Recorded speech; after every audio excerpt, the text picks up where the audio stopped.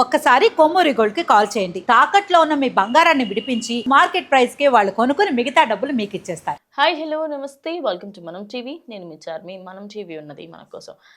చూడ్డానికి వాడు software engineer, కానీ చేసేటివన్నీ చండాల పనులు. ఒకటి కాదు, రెండు కాదు, ముగ్గురు భార్యలను మెయింటైన్ చేస్తూ ఒకరినొకరికి పరిచయం కూడా లేకుండా, ఒకరికి తెలియకుండా ఇంకొకరింటికి వారమంతా తిరుగుతూ ఉంటాడు ఈ మహానుభావుడు. ఈయన పేరు శ్రీకాంత్.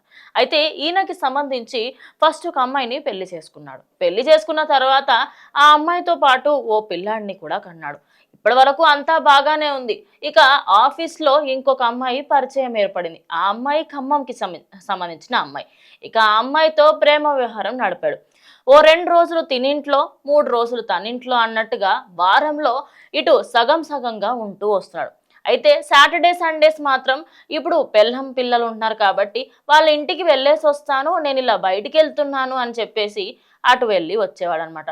ఇక ఎప్పుడైనా ట్రిప్స్ వెళ్ళాలి అనుకుంటే ఈ గర్ల్ ఫ్రెండ్తోని నాకు ఆన్ సైట్లో వర్క్ ఉంది అని చెప్పేసి వెళ్ళేవాడంట. అంటే సాఫ్ట్వేర్ ఉద్యోగాన్ని చాలా అద్భుతంగా వాడుకున్నాడు ఈ సాఫ్ట్వేర్ ఉద్యోగి.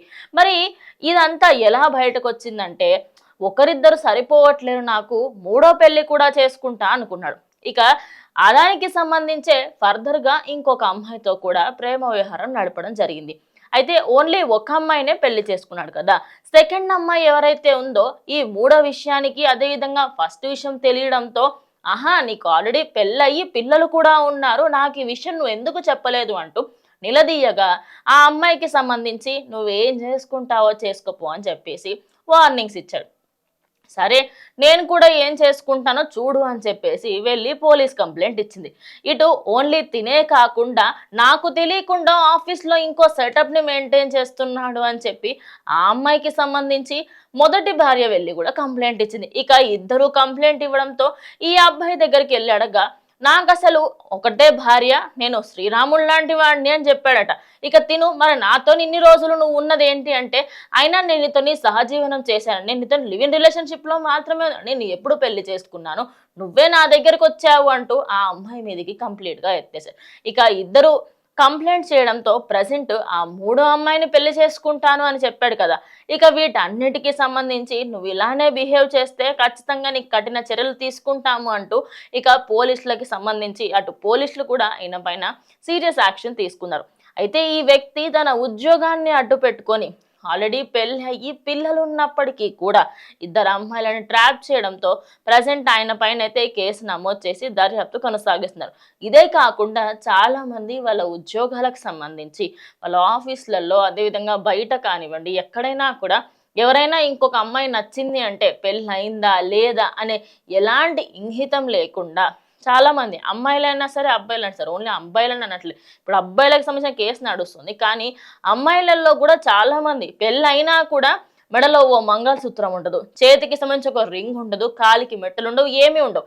ఎస్ ఐ అండర్స్టాండ్, ప్రొఫెషనే అని చెప్పేసి. కానీ ఈ మధ్య కాలంలో ఇలాంటివన్నీ ఎక్కువ అవుతున్నాయని కారణం ఏంటంటే, అమ్మాయిలు ఇలా వేసుకోకపోవడము, అండ్ కొంతమంది చెప్పని కూడా చెప్పరు. ఇన్ కేస్ సరే నాకు పెళ్ళయిందండి, నాతో ఇలా మిస్బిహేవ్ చేయకండి అంటే సరిపోతుంది కదా, చెప్పట్లేరు. ఇంకొంతమంది అబ్బాయిలు ఎలా అంటే, ఆ అమ్మాయి కొంచెం చనువుగా మాట్లాడితే చాలు, ఇక అమ్మాయితో రిలేషన్షిప్ మెయింటైన్ చేస్తున్నారు. ఇలా సాఫ్ట్వేర్ ఇండస్ట్రీలో చాలానే బయటకు వస్తున్నాయి. మరి ఇప్పుడు సాఫ్ట్వేర్ ఉద్యోగుల్ని చాలామంది నమ్మి వాళ్ళకి సంబంధించిన పిల్లల్ని వాళ్ళకి పెళ్ళిళ్ళకి చేస్తూ ఉంటారు. మరి అలాంటప్పుడు మరి ఒక్కసారి ఆలోచించండి, ఇలాంటిది మీ ఇంట్లో జరిగితే ఎలా ఉంటుంది? ఖచ్చితంగా మీ ఆడపిల్లకి కడుపు కొట్టిన వాళ్ళు అవుతారు కదా.